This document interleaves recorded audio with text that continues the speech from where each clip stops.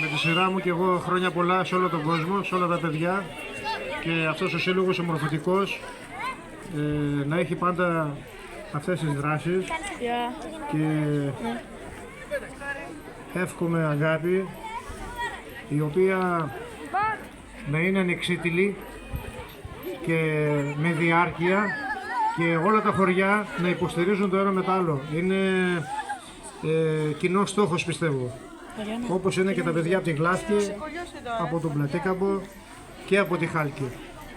Χρόνια πολλά. Χρόνια πολλά. Γρηγόρη, σε ξέχασα πριν, ενώ εσύ με ανέφερες την άλλη φορά. Λοιπόν, μην φύγει κανένας μετά το άναμα. Έχουμε ένα μεγάλο σοου από τη σχολή School of Arts που θα έχει επίδειξη καράτε και ένα πολύ ωραίο χορευτικό σοου από τον Πάνο και Δημήτρη Ζαχαρούλη.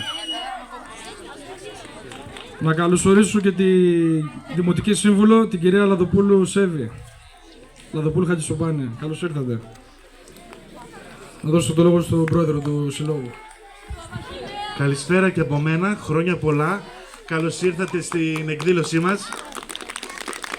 Ελπίζουμε όλα αυτά που ετοιμάσαμε απόψε μαζί με την τοπική κοινότητα Γαλήνης και την Αντιδημαρχία Πολιτισμού του Δήμου Κιλελέρ να σας αρέσουν, να τα ευχαριστηθείτε, όσο και αν μας το επιτρέπει ο καιρός με λίγο με το κρυό.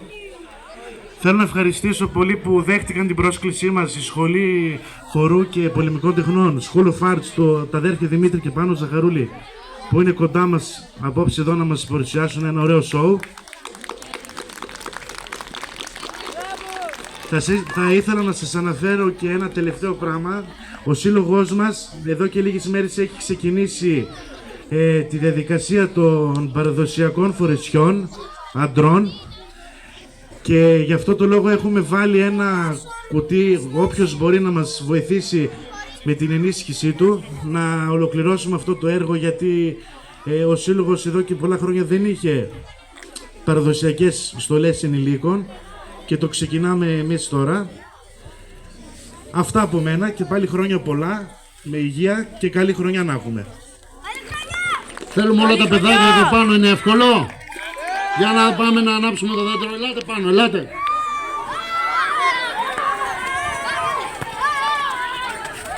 Για να δω πόσο δυνατά θα φωνάξετε το 10 αντίστροφα. 10! 10!